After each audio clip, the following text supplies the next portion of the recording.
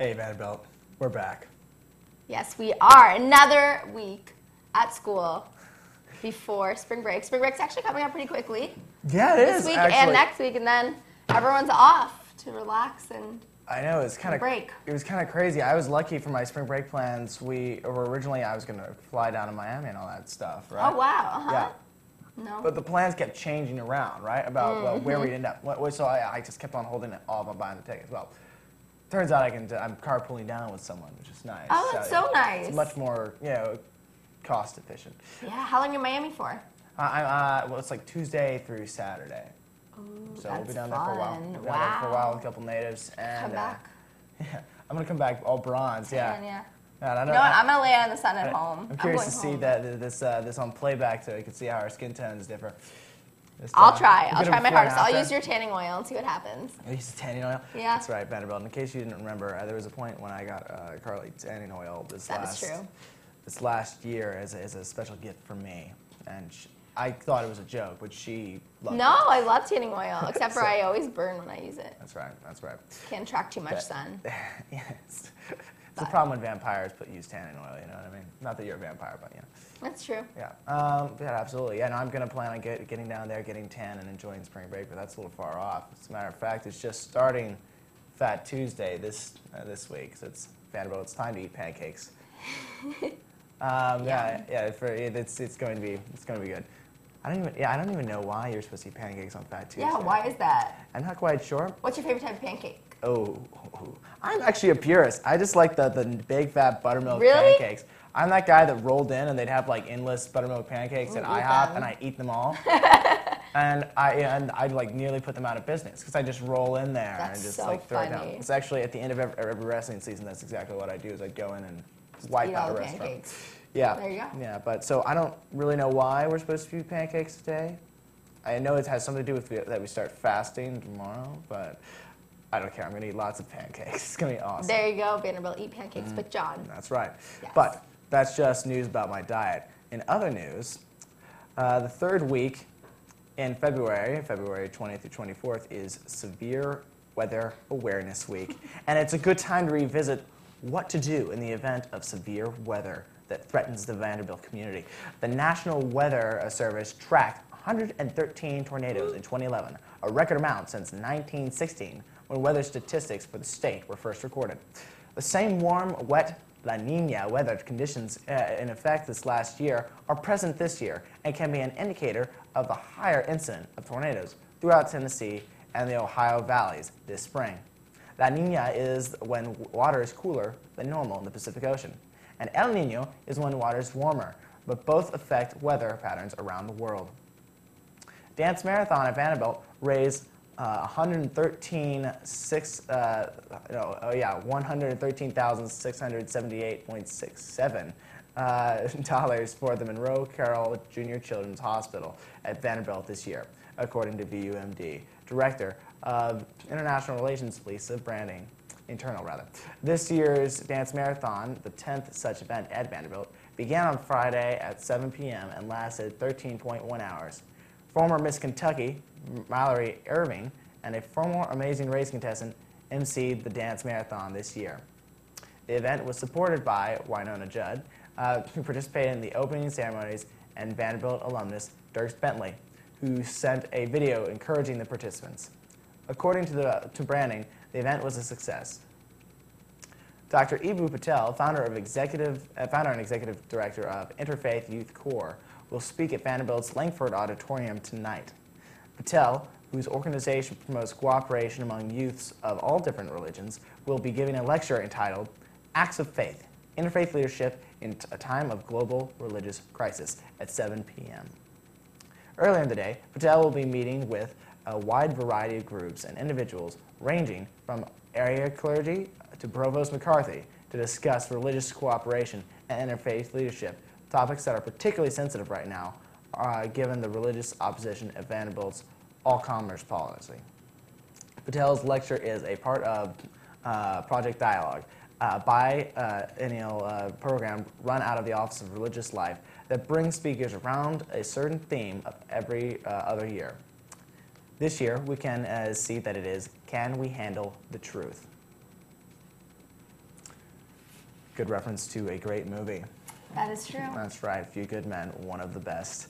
And on top of just those headlines, there's been some other stuff going on campus. I know the show was last weekend, and we have performances coming up on Wednesday, Thursday, and Friday, all at 8 p.m. And they're all free at Neely Auditorium. So everyone go see it. That's right. And actually, on that note, there's a very handsome devil that's got two pretty ladies over there that's got a fantastic interview. Why don't we go to that good-looking guy? Or not. Or not? Hello, Vanderbilt.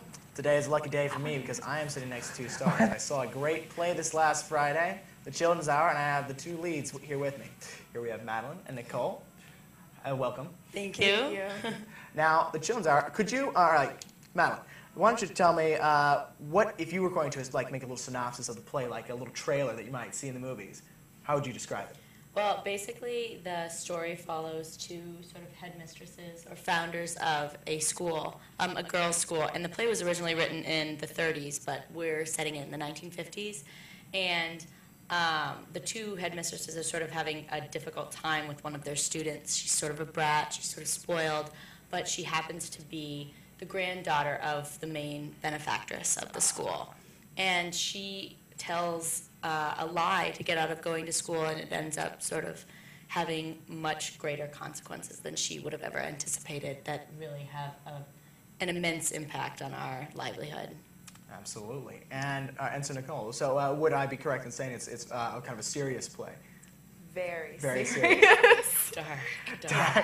So it's I mean, there are a few laughs, like our friend Laura Winston plays a pretty hilarious character. She's Martha, Maddie's character. She's her aunt, and you get a few laughs from her, and a few laughs from the schoolgirls, but overall, pretty intense. Absolutely. Pretty much it, yeah. When I was watching it, that character kind of reminded me of the elegant old piano teacher. Yeah, exactly. She's Absolutely. trip, yeah. Well, would you call it more stressful or more fun to do such a serious play like that? Because I was watching it, and it's a gripping kind of performance that you got to put forth. I think it definitely takes more of a toll on your everyday life. I know that it's been a intense few months for us, just sort of getting into those roles as opposed to a comedy where rehearsal happens, you're having fun in rehearsal. But I wouldn't say it's more stressful. I would say it's just sort of it's a challenging experience to sort of put yourself through that and sort of allow yourself to go to the places where the character is going. I know I go off stage and I have to sort of shake it off because it gets dark and hard at some points, yeah. Absolutely. But okay, so challenging in a good way then. Mm-hmm. Yes. As an actor, it's always good to be challenged in these sort of dramatic roles. It's sort of masochistic, but it's fun. Absolutely. I know Carly was showing up but to some of our tapings here. She had bruises from being tossed around a bit. It's an exciting play. So what are some of the ways that you would like prepare for the play to be getting into such a role? Well, I try to think about things that really, like, experiences that really impacted me emotionally, to sort of get to a place where I'm able to connect, because obviously the experiences that these characters are having, like, I haven't had those experiences, but we've all had, like, tough emotional times, and I think that's the best way for me to sort of try to tap into the emotions that they're feeling, is try to parallel it with things that have gone on in my own life. Oh, well, fantastic. And you guys did a wonderful job. And I know there was a unique way you set it up. You called it In the Round. Mm-hmm. Could you describe to the audience what that is exactly? So basically, In the Round, or arena stage setup, is when you have audience members on all four sides of the set. So there's really no sort of proscenium or way to separate you from the audience. And it was scary at first because, there are times when I'm, acting and an audience member is this close to me. They're everywhere. They're literally surrounding you, and it's just, right, exactly. It's sort of shocking for an actor. It definitely demands a lot more focus because you just can't let anything in the audience throw you. And that was sort of our fear going into the performances as opposed to the rehearsals, because it was just a whole new ball game when we got the audience in there.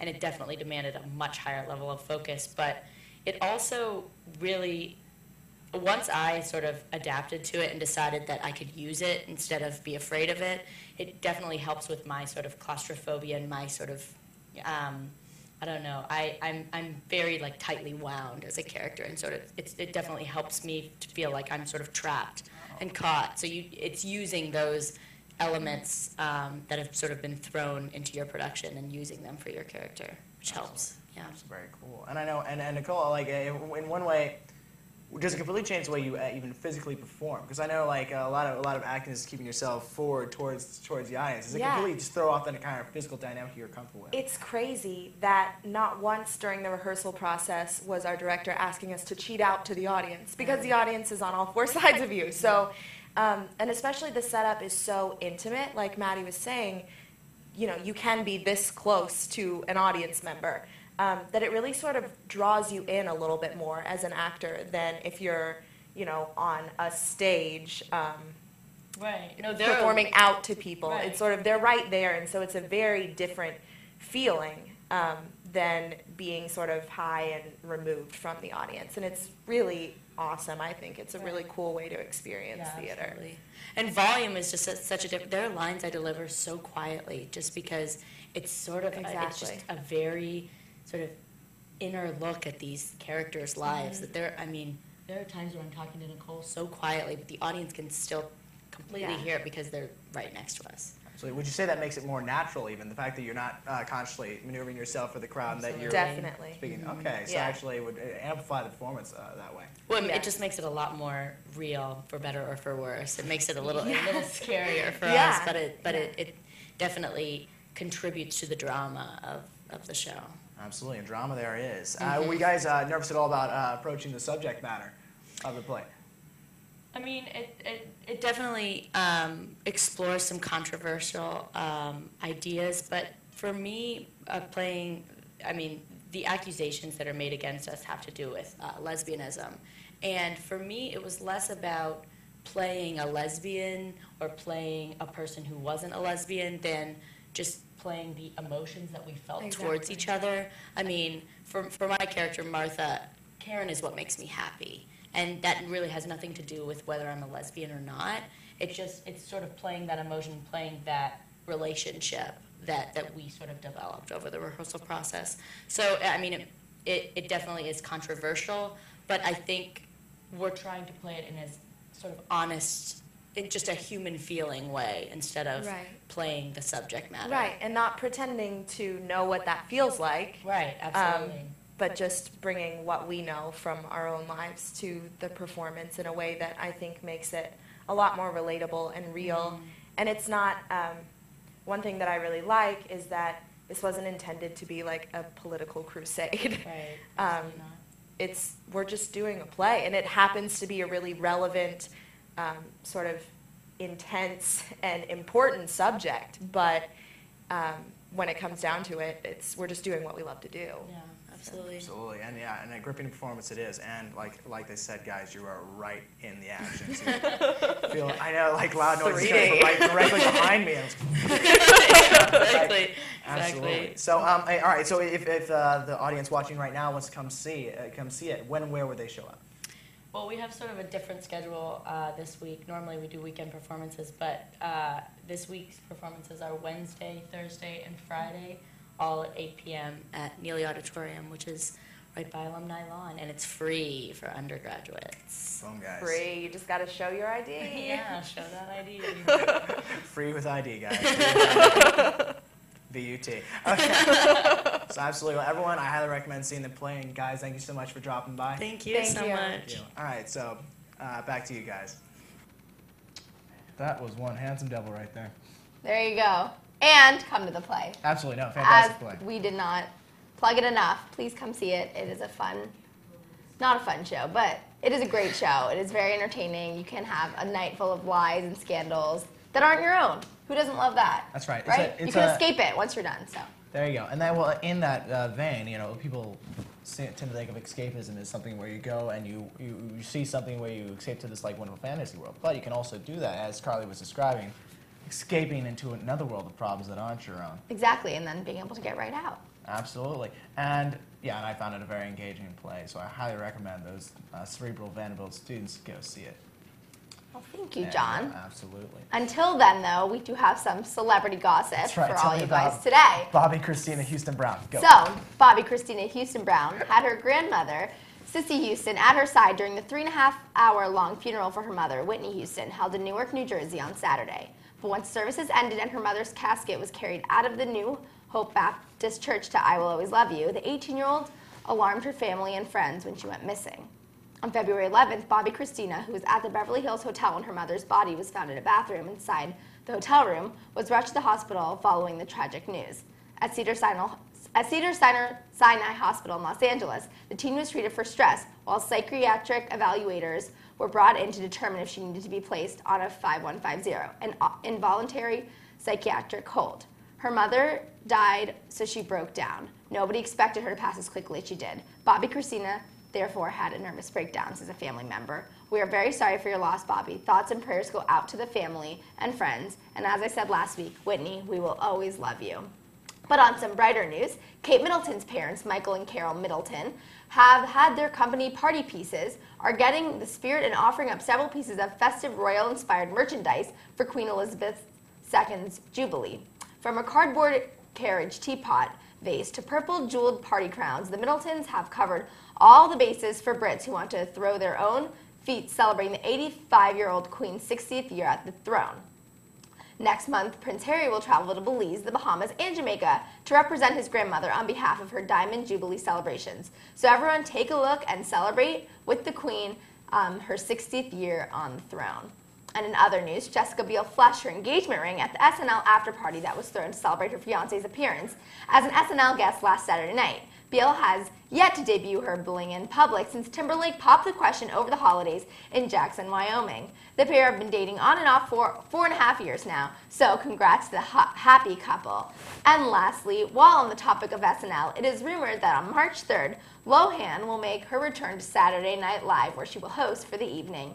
Jack White will be the musical guest. This will be Lohan's 4th time on the NBC Late Night Show, her first since 2006. It will be an interesting show, so we must all stay tuned to see what happens. So what I'm hearing from you Is that Jessica Biel's engaged?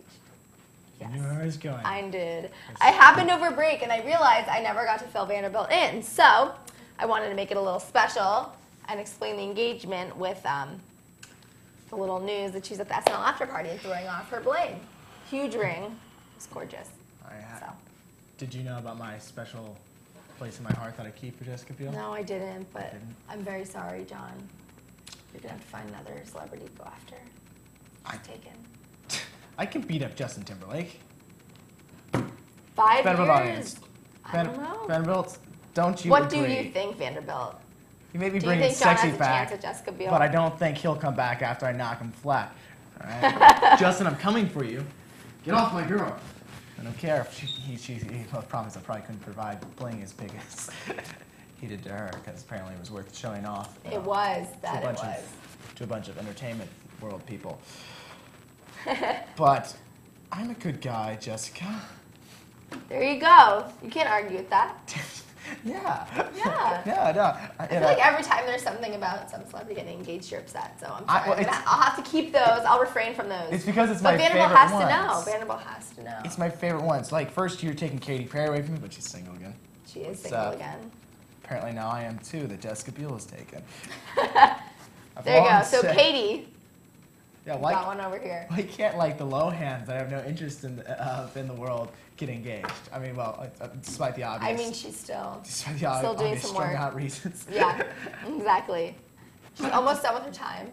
Almost. Almost done. I think they said this week she's going back to court, and she will be done if she completed her hours of service. What if she gets like busted between now and the time she goes back on SNL? I can't. I just can't. I don't even know. I'm just thinking what the show would do, because you know it takes like a week to set all that up. Yeah. Oh well.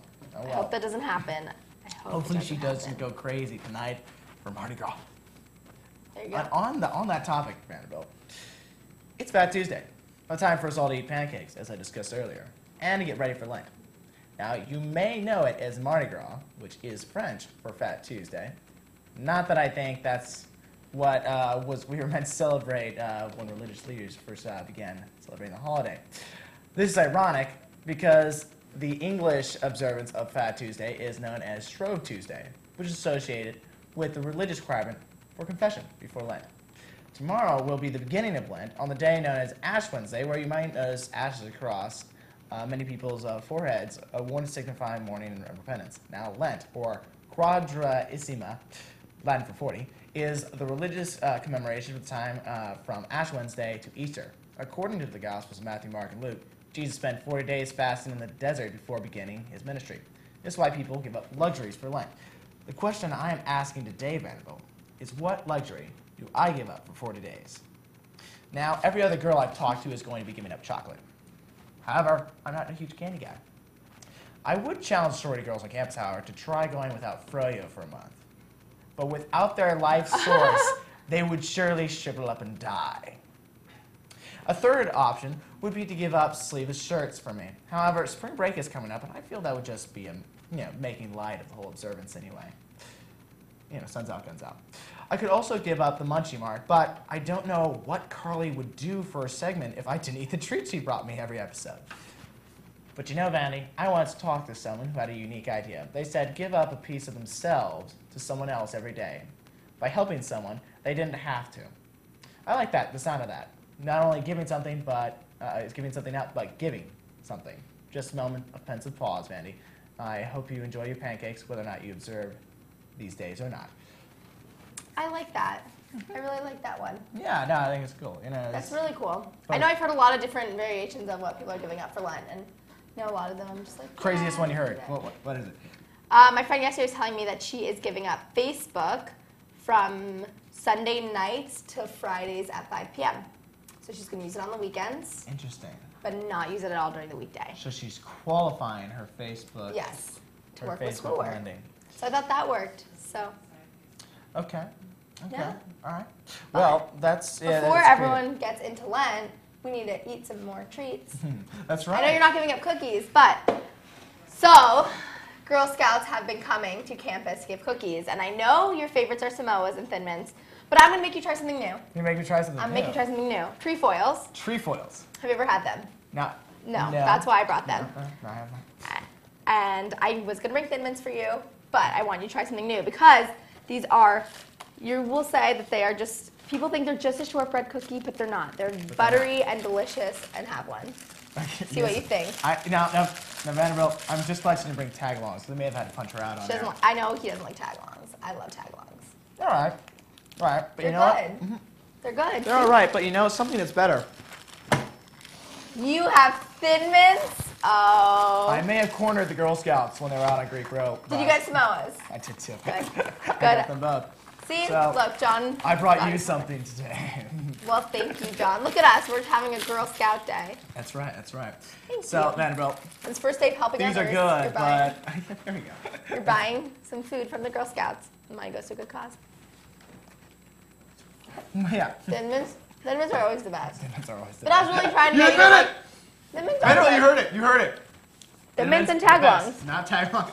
They're both the best. I like them. They're both two of my favorites. I Okay. would just like the record to show, Vanderbilt, that Carly Schwartz has just said Thin Mints are the singular best. Thank you. In other news, I do the love weather Thin today is a high of 63 and a low of 37, and Carly has black teeth now from the I Thin do. Mints. I do. Why don't you give the camera a smile? No? No? It would be beautiful. But Yes. I think Vanderbilt should look around for some Girl Scouts, get some cookies as they are selling them Absolutely. this month. Look out for tag-alongs, Thin Mints, Trefoils, Samoas. Did I Absolutely. forget anything? See little girls on the streets, corner them, And be and like, try and take their cookies. get some cookies. But give them money for it. I'm talking, like Girl Scout Exactly. sales. Yeah, Just and enjoy buy them. the cookies. I just noticed high of 63. That's ridiculously high. Yeah, That so you is can awesome. go enjoy the weather, the warm weather, with some cookies. Absolutely. That's right. Just load up on these before spring break, guys. It's gonna be great. There you go. And he's gonna That's be the way rocking to do it. spring break. All right, guys. Enjoy the cookies and go into the gym. Adios.